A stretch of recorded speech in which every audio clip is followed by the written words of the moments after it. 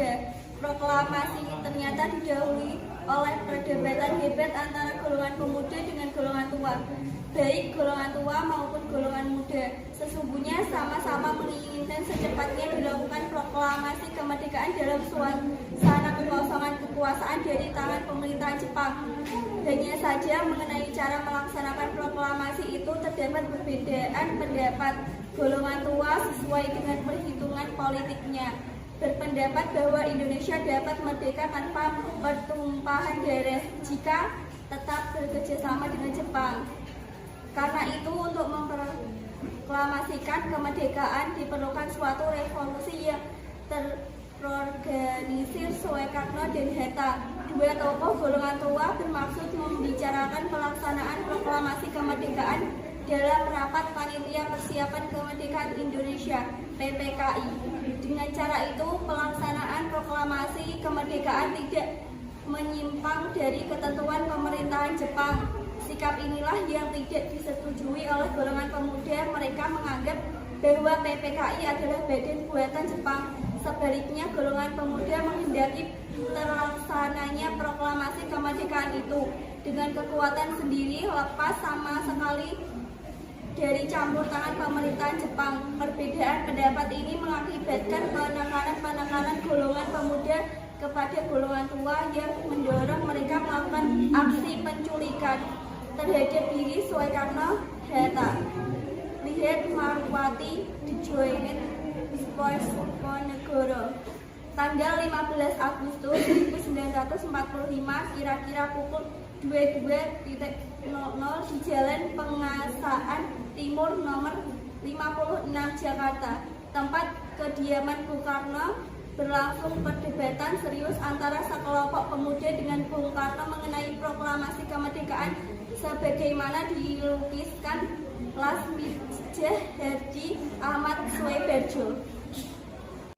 Sekarang malam ini kita bubarkan revolusi. Kita harus segera merebut kekuasaan. Kami sudah siap mempertaruhkan jiwa kami, mereka bersalita. Kami tidak mengeluarkan pengumuman pada malam ini juga Akan berakibat terjadinya suatu pertumpahan darah dan pembunuhan besar-besaran esok hari. Ini petang itu, seretlah saya ke pojok itu dan potonglah leherku malam ini juga. Kamu tidak usah menunggu esok hari. Tidak lama kemudian, Hatta menyampaikan keputusan bahwa usul para pemuda tidak dapat diterima dengan alasan kurang perhitungan serta kemungkinan timbulnya banyak korban jiwa. Dan Hatta mendengar penjelasan Hatta, para pemuda nampak tidak puas. Mereka mengambil kesimpulan yang menyimpang, menculik Bung Karno dan Bung Hatta dengan bermaksud menyingkirkan kedua tokoh itu dari pengaruh Jepang.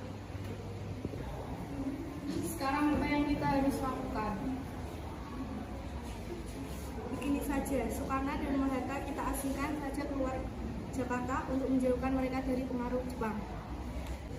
Tapi yang saya bingungkan, kita akan membawa kedua tokoh nasionalis itu kemana ya? Kita serahkan saja tugas ini kepada Singgih dan Latif Hendraningrat. Baiklah, akan saya pikirkan dahulu. Bagaimana kalau kita bawa mereka dua ke Rengas Dengklok dekat Karawang? Benar, apa kalian menyetujuinya? Bagus, kami setuju. Assalamualaikum.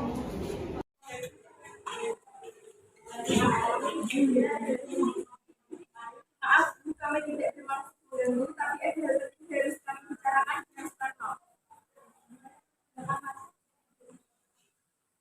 Silakan. Assalamualaikum.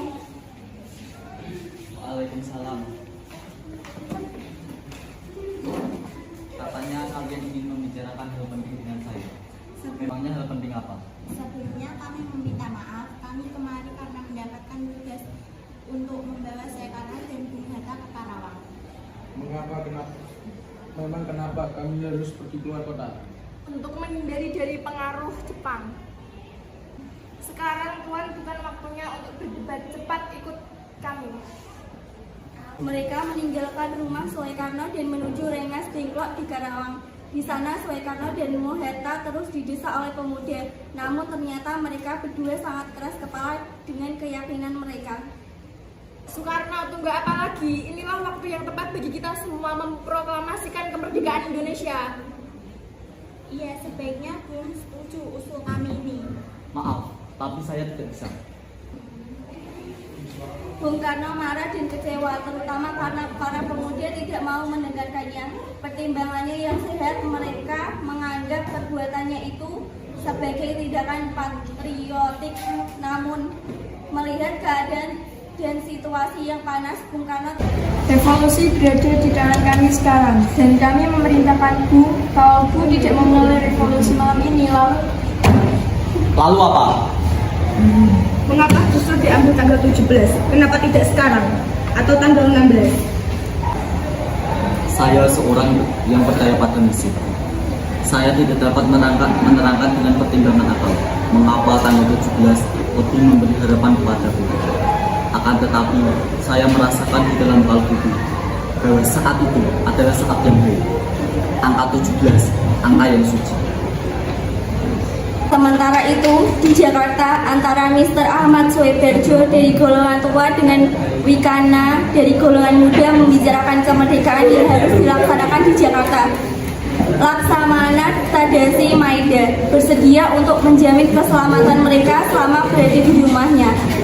Berdasarkan kesepakatan itu, Yusuf Kunto dari pihak pemuda hari itu juga mengantarkan Ahmad Soeberjo bersama sekretaris pribadinya Sudiro ke Rengas Dengklok untuk menjemput Soekarno dan Hatta.